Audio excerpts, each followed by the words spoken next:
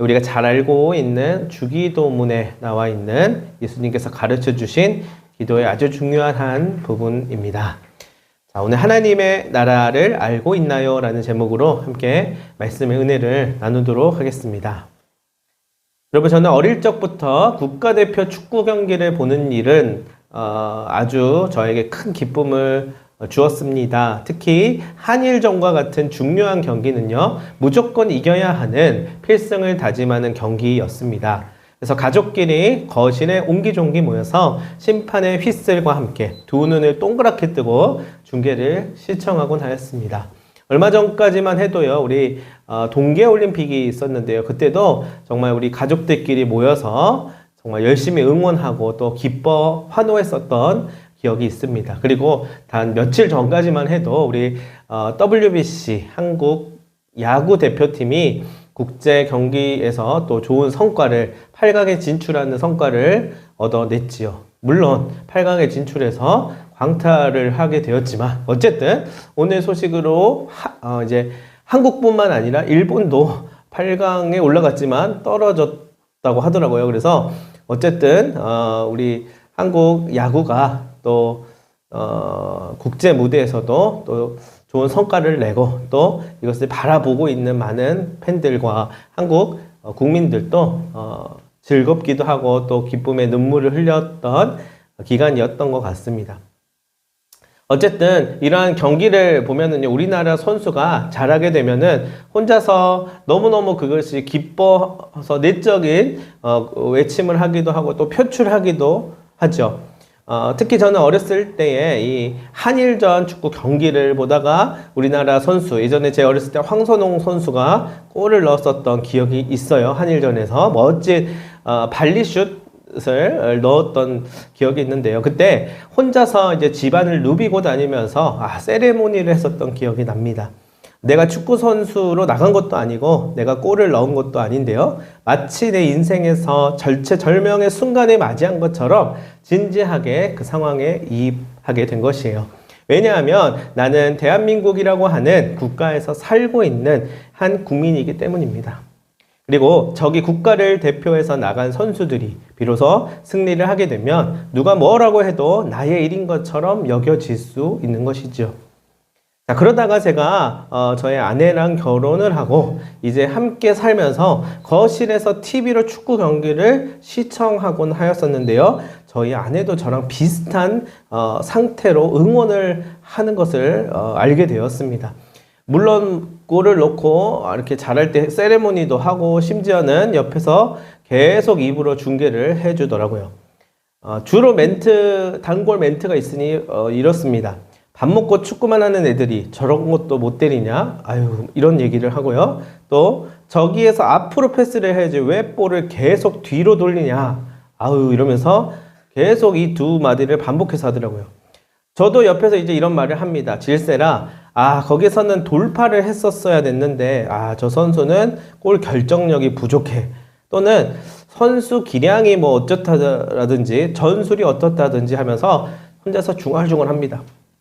자, 한 번은 이전 이제 사역했었던 교회에서 아내와 같이 사역을 같이 했었는데요. 교육자 수련회를 갔습니다. 저녁에 식사를 하고 과일을 먹고 때마침 국가대표 축구 경기가 하게 되어서 교육자들끼리 함께 그 경기를 본 적이 있습니다. 아내와 저는 무의식적으로 그 경기를 또 입으로 중계하였습니다. 옆에 있던 교육자분들은 그런 저희를 신기하게 쳐다보고 키득키득 웃었던 경험이 있습니다. 함께 분노하고 함께 기뻐하며 우리는 모두 대한민국 국민이라는 것을 다시금 확인하는 그런 시간이었어요. 자, 여러분, 우리는 대한민국이라고 하는 나라의 국민이기 이전에 사실 우리는 더 근원적인 나라에서 살고 있습니다. 바로 하나님 나라, 그 백성이요 하나님의 자녀요 하나님의 권속들입니다. 여러분, 그 사실을 혹시 알고 계셨습니까? 저마다 모습이 다르고요, 사는 형편도 다르고 생각도 다르지만 하나님 나라 안에서 한 형제요 자매입니다. 여러분, 정말 그렇게 믿으시나요? 그렇다면 우리는 다 함께 이제 기뻐할 수 있고요, 같이 슬퍼할 수 있고, 서로 부둥켜 안고 두 손을 맞잡으면서 세레모니도 하고 또한 감격할 수 있습니다. 근데 만약 그렇지 않다면은요, 우리는 모두가 그냥 남일 뿐입니다. 자, 성경에 보면 예수님께서요, 12명의 제자들을 세우셔서 공생의 사역을 하시고 마침내 십자가의 사명을 이루셨지요. 자, 이 모든 과정을 옆에서 보았던 제자들은 하나님 나라가 어떤 곳인지, 그곳에서 사는 사람은 어떠해야 하는지를 그야말로 옆에서 1대1로 제자 훈련을 받고 가장 가까이서 양육을 받았을 것입니다. 오늘 우리는 사순절 네 번째 기간을 이제 보내게 되는데, 옆에 예수님이 같이 다니고 밥 먹고 자지는 않지만 그 제자들과 같이 그 시간들을 통하여서 더욱 묵상하면서 예수 그리스도의 말씀을 우리의 삶 속에서 적용해 보려고 하는 노력들을 하고 있는데요. 그러나 예수님과 함께 다녔었던 제자들은 바로 옆에서 정말 1대1 과외를 받듯이 그렇게 따라다녔던 것입니다. 자, 그렇다면 그런데 결과는 그럼 어떠했을까요? 예수님이 십자가를 지실 때 그 결과는 다 도망갔습니다. 이렇게 얘기했어요. 나는 이분을 모릅니다. 사람을 잘못 보셨어요. 아, 나는 전혀 관련이 없는 사람이에요. 이렇게 철저하게 선을 긋고요, 관계를 손절합니다. 자기가 피해가 되고 또 지금 뭔가 위기의 순간이 오니까 바로 모른 척을 하기도 하고요. 때로는 금전적인 이익으로 인하여서 스승을 팔아넘기기도 하죠. 다 자기가 살기 위하여서였습니다. 근데 십자가를 지시기 전날 밤에 예수님께서는 이러한 제자들의 발을 씻기시면서 이런 말씀을 하셨습니다. 자, 어떻게 앞으로의 일들이 전개될지 알고 계셨을 거예요. 그런데 십자가의 사명을 이루시기 전날 밤에 제자들의 발을 씻기시면서 이런 말씀을 하셨습니다. 요한복음 13장 7절 8절을 보았습니다. 예수께서 대답하여 이르시되 내가 하는 것을 네가 지금은 알지 못하나 이후에는 알리라. 베드로가 이르되 내 발을 절대로 씻지 못하시리이다. 예수께서 대답하시되 내가 너를 씻어주지 아니하면 네가 나와 상관이 없느니라. 너의 발을 씻어주지 말라고 이렇게 안 하면 너랑 나랑은 아무 상관이 없는 사이야. 너는 앞으로 일어날 일에 대해서 전혀 아무것도 모르고 있지만 내가 지금 너의 발을 씻어주지 않으면 너는 나와는 끝나는 거야. 이렇게 얘기하신 거예요. 여러분, 그들의 발이 더러워서 꾀죄죄 해가지고 지금 안 씻으면은 얘네들이 어디 가서 욕먹고 다니겠다, 아니면 병 걸리겠다 해서 지금 발을 씻어준 게, 발 마사지 해준 게 아니에요. 비즈니스적인 워크, 일만 하려고 왔다면 예수님은 십자가 지시면은 사실 그 일을 수행하신 걸로 끝나게 됩니다.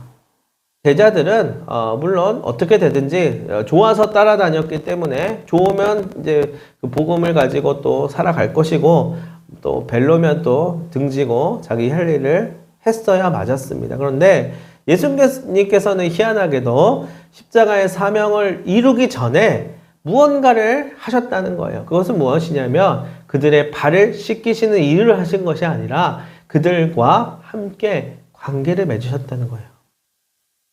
내가 지금 너의 발을, 이 관계를, 이 사이를 연결하지 않으면 아무 상관이 없는 남이 되는 거란다. 한마디로 말해서 우리의 믿음은 눈에 보이고 조건에 부합하고 이익에 합당해야만 작용하는 한계를 지니고 있는 것입니다. 그만큼 우리는 연약한 자들입니다. 제자들이라 해도요, 심지어는 수제자라 불리우는 베드로라고 해도 그렇다는 것입니다. 너는 너를 어떻게 잊을 수 있겠니? 내가 휙 하고 돌아서 버리면 너는 어떻게 할래? 나중에 저 좀 받아주세요. 저 좀 알아봐 주세요. 아무리 말해도 아니 나는 너를 모르는데 라고 말하면 넌 어떻게 될까? 혹시 십자가를 내가 지지 않으면 어떻게 할래? 너의 발을 씻기지 않고 내가 바라보는 내 사명만 다 하고 너희는 그 중간에 이용만 하고 곧 모르는 척 하게 되면 어떡할래? 여러분, 만약에 예수님께서 이렇게 말씀하신다면 우리 어떻게 해야 될까요? 제자들은 어떻게 반응해야 될까요? 아예 뭘 간지럽게 발을 씻깁니까? 할 것만 딱딱 알잘딱 깔센 하면 안 됩니까? 여러분 그렇게 얘기했다면 예수님도 오케이 하면 우리는 진짜로 예수님과의 관계가 끊어져 버리고 말 것이에요. 그러나 이런 얘기를 하시는 겁니다. 내가 원하는 것은 관계야. 너와 내가 보이지 않는 끈으로 연결되어 있다는 것이야. 여러분 이것이 여러분 축복이라는 사실을 우리는 알아야 하는데요. 그러나 동시에 하지만 때로는 우리에게 부담이 되기도 합니다. 어떤 이들은 삶을 살아가는데 관계에 있어서 가장 이 사실 때문에 어려워하곤 합니다. 누군가와 연결되어 있고 관계되어 있다는 사실만으로도 힘들어한다는 것이에요. 그러다가 자신의 편의에 따라서 관계를 정리하기도 하고 어쩌면 가장 쉬운 방법을 택하기도 합니다. 나에게 이익이 되고 좋은 말만 해주는 사람과는 관계하고 관계의 주도권은 나에게 있으니 나의 의도를 통해 상대방이 움직이게끔 만들기도 합니다. 요즘 특히 더 많은 모습으로 이런 형태가 보여지는 것 같아요. 그러나 그렇게 내게 들어오지 않는 상황에서는 어떤 우리가 관계를 하긴 하는데 어떤 관계를 맺냐면 거짓 자아를 이용합니다. 한마디로 말해서 가면을 쓰는 것이에요. 툭툭 쳐내고 자신을 방어하면서 연결성을 이제 끊어버리는 것이에요. 다만 같은 하늘 아래 있을 뿐이라는 것입니다.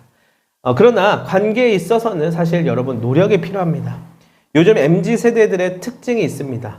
자기 마음에 조금만 안 들면 손절하고 말투가 좀 거슬린다 싶으면 손절을 밥 먹듯이 합니다. 그러다 보니 이 메타인지라고 하죠. 자기 객관화가 점점 더 어려워집니다. 확증 편향이라는 말이 있는 것처럼 자기가 원하는 사람과 원하는 말만 들으면서 원하는 무드에서만 살고자 하는 것이에요. 공부를 할 때도요, 사실 공부는 왕도가 없습니다. 물론 요즘에는 왕도가 없다는 말이 안 통할 수도 있어요. 요즘 워낙에 AI가 발달해가지고 다 스킵하고 결론만 빠르게 효율적으로 내는 시대이기 때문에 엉덩이로 공부하는 시대는 많이 지나갔다라고도 말할 수 있지만 여러분 그렇게 되다 보면 내가 공부를 하고 있는 자아로서의 모습이 갖추어지는 것이 아니라 공부를 잘하는 기계랑 친한 사이가 되는 것이에요. 그럼 내 친구가 공부를 잘하는 거지 내가 잘하는 것은 아니게 됩니다. 여러분 엉덩이로 머리를 쥐어짜면서 씨름을 해야만 하는 것이에요. 어느 수준까지 가기 위해서는 이 기나긴 어두운 터널을 지나야만 합니다. 그런데 공짜로 경지에 이르려고만 합니다. 요즘에는 돈을 주고 이것을 살려고만 합니다. 아니면 사회생활을 하고 잘 보여서 어물쩡 단계를 뛰어넘으려고도 합니다. 이것이 정치이죠. 살짝 눈속임을 하고 그래서 논문을 표절하기도 하고요. 남의 것을 가져다가 베끼고 아닌 척을 하기도 한다는 것이에요. 여러분 그 결말은 꼭 이러한 형태로 일어나게 됩니다. 저는 이러한 현상이 바로 진실된 무언가의 단절에서부터 왔다라고 생각합니다. 진실된 무언가가 도대체 무엇일까요? 아무리 가면 쓰고 거짓 자를 해도 속일 수 없는 것이 있으니 바로 우리 주님과의 관계라는 것입니다. 여러분 우리는 사람입니다. 사람은요 한자로 사람인의 사이 간자를 씁니다. 원래부터 우리는 태어나면서부터 관계를 맺는 종족이자 민족이자 생물체라는 것이에요. 서로 관계하면서 부대끼면서 살아야 합니다. 이 세상에서 돈 많아서 어느 정도 잘 살고 넉넉하게 살고 걱정 없이 팔자 좋게 사는 것과는 또 별개예요. 결국에는 관계 때문에 울고 웃고 하는 것입니다. 인간은 관계 안에서 살아갈 수밖에 없기 때문입니다. 여러분 하나님의 나라를 정말로 알고 싶으신가요? 하나님의 나라는 이 관계 안에 있습니다. 인간 간의 관계 안에서도 물론 있지만 이 인간 간의 관계를 다 손절해도 끊을 수 없는 관계가 있으니 바로 우리 하나님과의 연결성입니다. 하나님의 나라는요 우리 안에 있습니다. 우리의 관계 가운데 보이지 않게 임하는 것입니다. 누가복음 17장 20절부터 21절까지의 말씀을 읽도록 하겠습니다.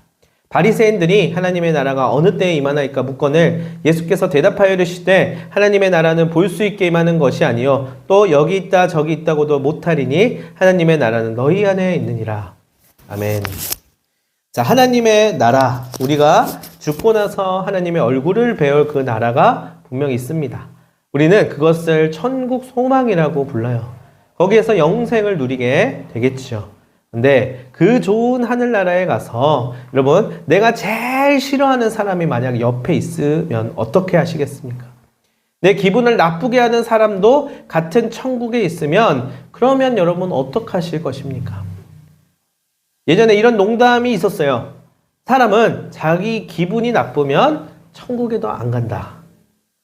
자존심 상하고 기분이 좀 상하고 나에게 그런 기분을 느끼게 해준 사람이 있다면 안 가. 다음에 가. 몰라, 안 가. 됐어, 필요 없어. 천국이라 하더라도 그렇다는 것이에요. 왜요? 금은보화 고통도 죽음도 없는 천국인데 왜 안 간다는 것일까요? 그렇습니다. 바로 문제는 관계이기 때문이에요. 관계. 우리는 관계적인 생물이기 때문입니다. 심지어 천국에 들어갔어요. 들어갔는데도 주님과의 관계도 마찬가지예요. 근데 너 누구냐? 너 누구였지? 기억이 나 안 나는데 이렇게 말씀하시면 여러분 우리는 거기에 발을 디딜 이유가 없는 것입니다. 그렇게 관계가 중요한데 언제까지 우리는 거짓 자아로만 살아야 한다는 것입니까? 관계에서의 자유와 해방과 소위 말해서 천국을 경험하고 하나님 나라의 구원을 경험하려면은요, 생명을 주고받는 뭔가 관계성이라고 하는 그 알 수 없는 그 사이에 존재하는 무엇인가를 우리는 발견해야만 합니다. 마치 예수님이 우리와 관계하고자 하셨던 것처럼 발을 씻기시고 대신 십자가를 지실 만큼의 그 깊은 관계에 무엇인가가 있어야 된다는 것이에요. 성경에서 비유를 듭니다. 어떤 비유를 들죠? 아버지와 자녀의 관계, 신랑과 신부의 관계, 백성과 왕의 관계, 다 이 관계를 통하여서 설명해 주세요. 근데 여러분, 관계가 참 힘들다고 이야기합니다.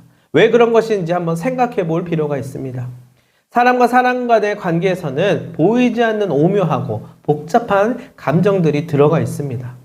그렇기 때문에 자기 방어도 하고 회피도 하고 또는 선제 타격을 하기도 해요. 그러나 거기에는 여러분 하나님의 나라의 생명력이 없습니다. 우리가 그것을 이미 잘 알고 있습니다. 그런데 하나님은 우리와 관계할 때 그렇게 하지 않으십니다. 이것이 힌트예요. 요한복음 3장 20절에서 이렇게 얘기합니다. 볼지어다 내가 문 밖에 서서 두드리노니 누구든지 내 음성을 듣고 문을 열면 내가 그에게로 들어가 그와 더불어 먹고 그는 나와 더불어 먹으리라. 자, 문을 열고 더불어 먹는 것은 무엇일까요? 희생이요 내어줌입니다. 내 공간을 허용해 주는 것이고요. 더불어 함께하는 것을 통해 내 시간을 멈추는 것이에요. 여러분 그것을 우리는 환대라고 이야기합니다. 우리 주님이 우리에게 먼저 그렇게 다가오셨다는 것입니다. 아무리 튕기고 눈을 다른 곳으로 돌려도 한마디로 말해서 무시하고 무관심해도요. 주님은 끝까지 우리와의 관계의 끈을 놓지 않으셨기 때문에 우리는 그 생명의 나눔을 할 수 있는 거예요. 그렇기 때문에 우리가 생명을 얻고 구원을 누리고 하나님 나라에서 살 수 있는 것입니다. 누군가가 그 끈을 놓지 않았기 때문이라고 성경에서 이야기하는 것입니다. 다시 말해서 생명의 호흡을 나누는 것, 생명의 공기를 함께 들이마시는 것입니다. 사랑하는 여러분, 제가 예전에 몰아서 보았었던 아주 재밌게 봤었던 드라마가 한 편 있었어요. 뭐냐면 정신병동에도 아침이 와요 라고 하는 드라마입니다. 내용을 조금 소개해 드릴게요. 어느 한 간호사가 일반 내과에서 정신병동 간호사로 보직을 이동하게 돼요. 그러면서 겪게 되는 정신병동에서의 일상을 담아내고 있습니다. 그것을 보면서 제가 진짜 참 많은 위로와 공감을 얻었습니다.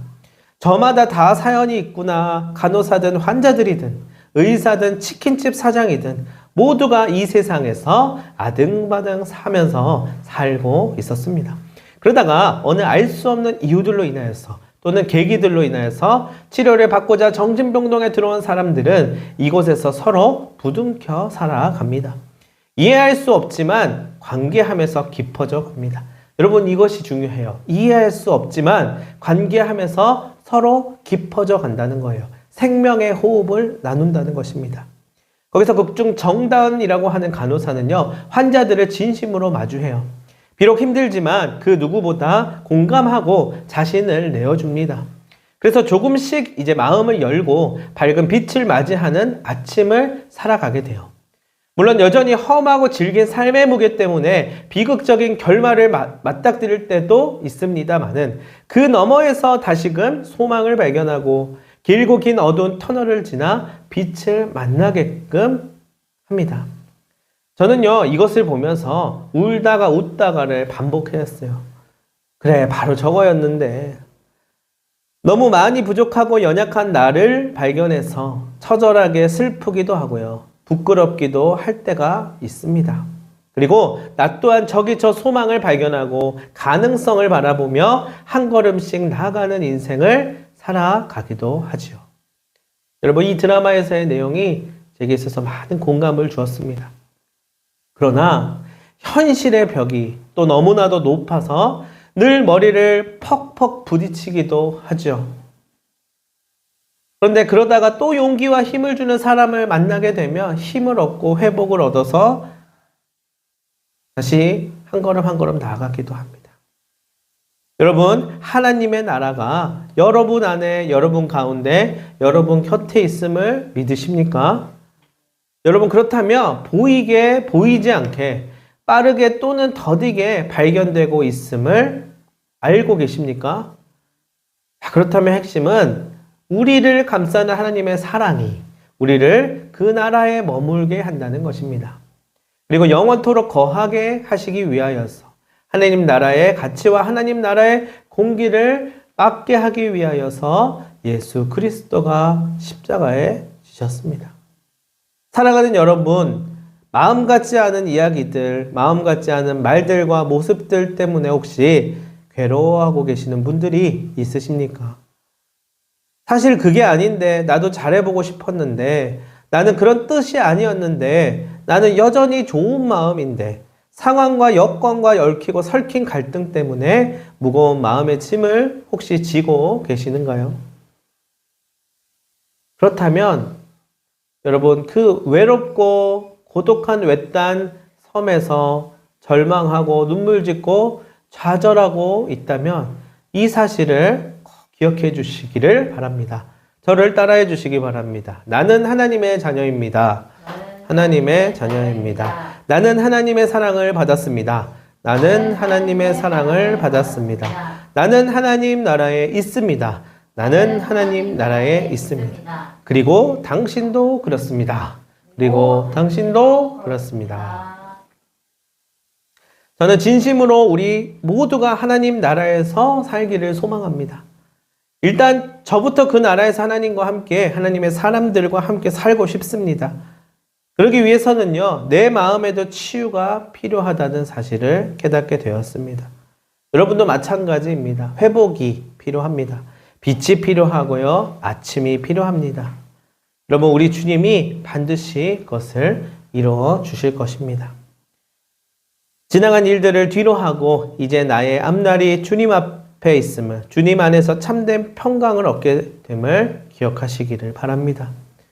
우리 그러한 마음을 담아서 한 주간을 또 살아갈 수 있으면 좋겠습니다. 예전과는 다른, 또 다른 오늘, 또 다른 내일이 기다리고 있을 것입니다. 여러분, 그곳이 부디 하나님의 나라이기를, 하나님의 나라 안에 사는 은혜와 기쁨이기를 간절히 소망합니다. 기도하도록 하겠습니다. 하나님 아버지, 연약하고 부족할수록 하나님의 사랑을 더욱 느끼고 경험하게 하시고 나의 주변 사람들과 환경들을 통하여서 말씀하여 주시옵소서. 나에게 주어진 인생 살아봤자 얼마나 어떻게 더 부귀영화를 누리면서 살겠습니까?